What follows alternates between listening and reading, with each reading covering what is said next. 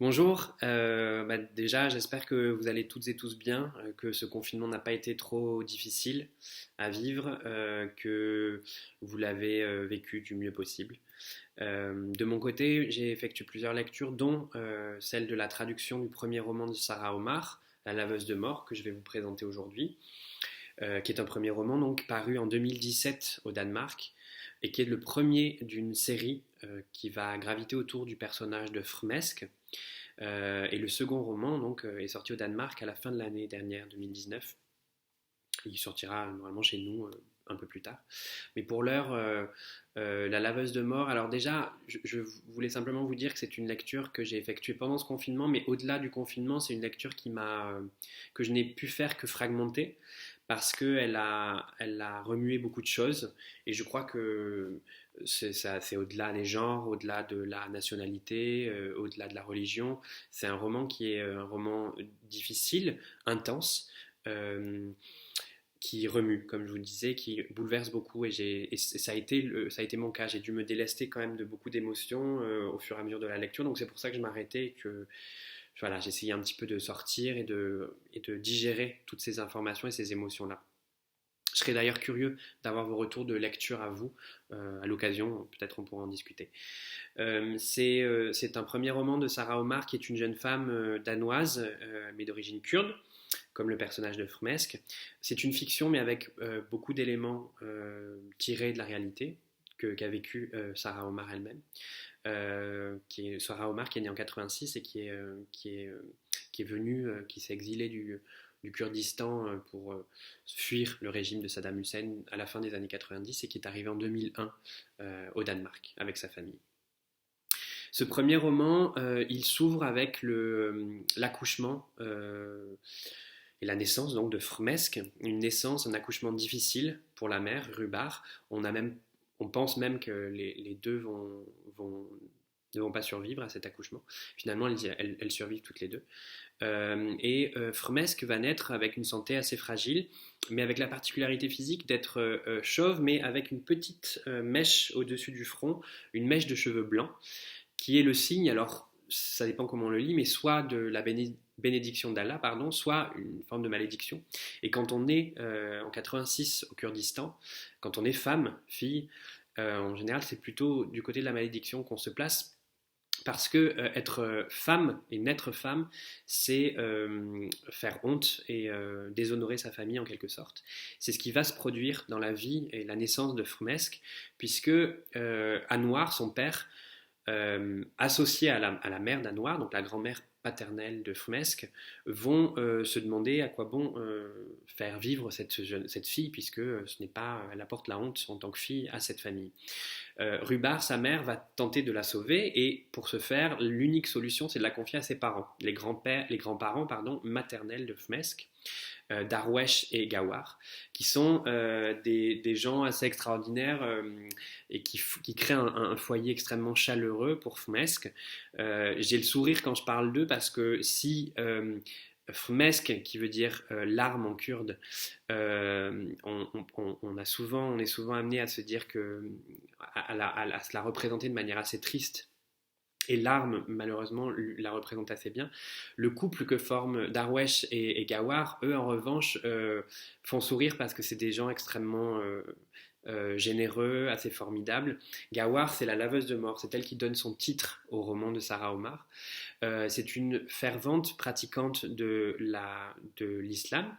Elle va à la mosquée régulièrement avec son groupe de prière, elle aide beaucoup de gens autour d'elle, ses proches, des inconnus aussi, et surtout son rôle principal dans la communauté du Kurdistan où elle vit, c'est de laver la mort sur des victimes, femmes, en général assassinées par leur propre famille, pour avoir déshonoré cette famille au travers de plusieurs exemples. Elle lave la mort donc au travers de rituels qu'elle met en place, et pour accompagner ces victimes, ces morts, auprès d'Allah. C'est malheureusement un métier décrié par toute la communauté. Il faut bien que quelqu'un s'en occupe, mais malheureusement, elle est souvent vue comme quelqu'un qui côtoie la mort, donc une femme assez négative auprès de sa communauté. Son mari, Darwesh, lui, c'est un humaniste. Il se fait passer pour un musulman pour préserver que que sa famille soit en sécurité, mais il ne l'est pas vraiment. Il connaît très bien le Coran, il lit le Coran, mais il le regarde, en tout cas il a un esprit critique par rapport à cette lecture-là de cette religion. Il lit aussi la Bible, il a une bibliothèque avec des centaines de livres, et il lit aussi bien des ouvrages de philosophie que de sciences. C'est un humaniste, vraiment.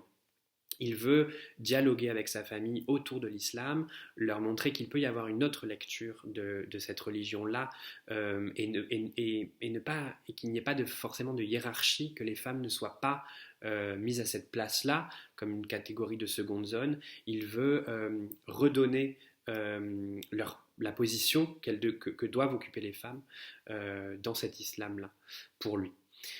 C'est un couple donc vraiment lumineux qui accueille Frmesk et qui va l'élever comme leur propre fille.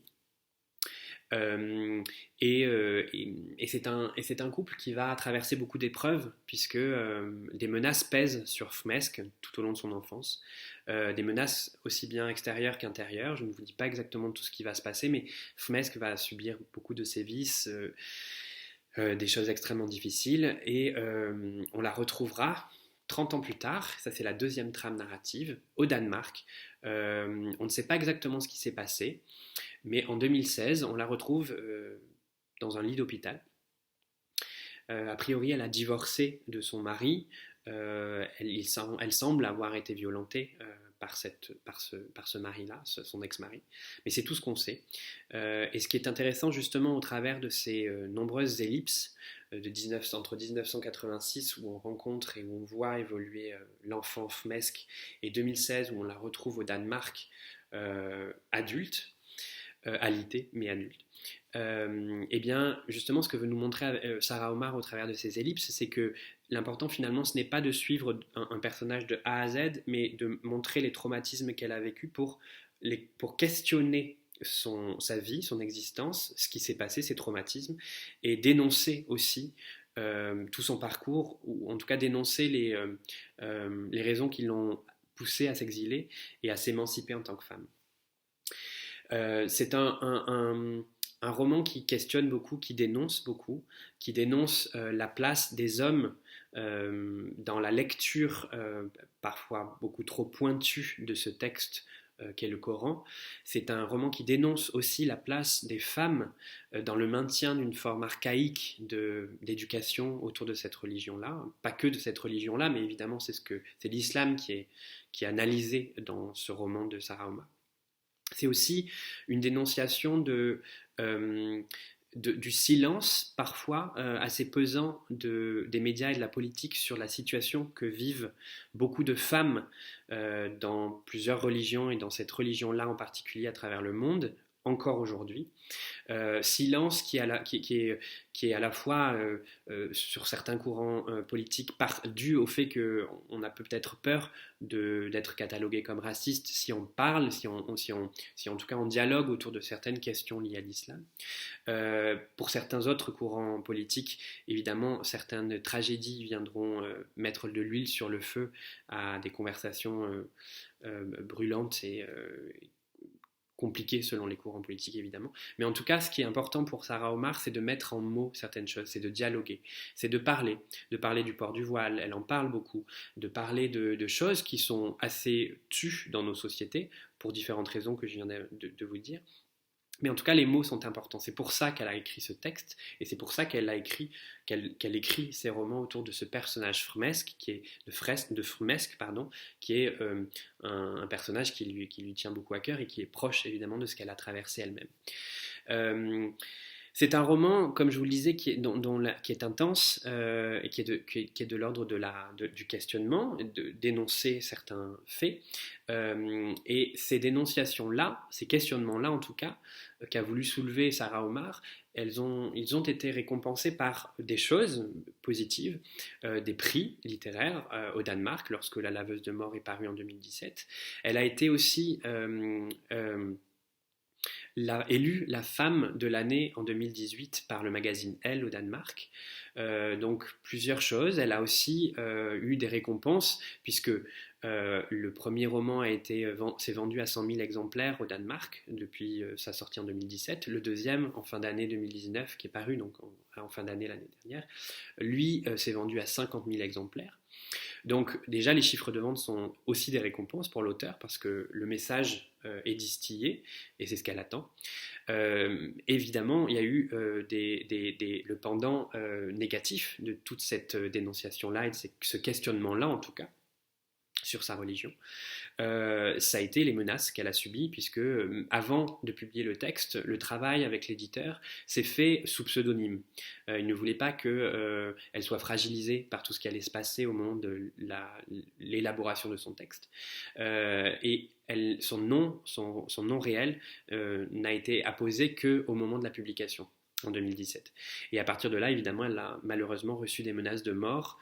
Elle a été confrontée par plusieurs groupes, par sa famille elle-même. Elle a dû se détacher aussi de sa famille. Mais c'est une militante, elle n'a pas baissé les bras et elle continue son combat qu'elle mène au travers de promotions. Elle viendra d'ailleurs en France pour la promotion de son titre français. Normalement en septembre, on verra ce qui va se passer. Mais en tout cas, on est très heureux de pouvoir l'accueillir. C'est une femme, je ne sais pas si vous avez vu, vous allez voir les vidéos, il y a certaines vidéos qui ont circulé que je vais vous envoyer. C'est une femme qui a beaucoup de charisme, qui est extrêmement résiliente évidemment, et on est heureux de l'accueillir en France lors de la sortie de son roman. Voilà, je serais curieux de connaître évidemment votre avis sur le roman, mais aussi et surtout votre lecture, votre expérience de lecture, savoir ce que vous en avez pensé et comment vous l'avez lu ce livre. Est-ce que vous l'avez lu de manière en une fois, comme une espèce de souffle, ce qui peut être le cas. Moi, je l'ai lu de manière fragmentée parce que c'est un livre qui a vraiment chamboulé beaucoup de choses. Voilà, parlons-en quand on se verra, j'espère, bientôt en chair et en os. En attendant, n'hésitez pas à me faire part de vos questions, de vos retours sur le texte, évidemment, à Egueux et à moi. Et voilà, j'espère que vous aimerez ce livre autant que je l'ai aimé et qui m'a bouleversé. Je pense qu'en tout cas, on peut pas vraiment être indifférent à un tel roman. Voilà, donc bonne lecture et à bientôt. Au revoir.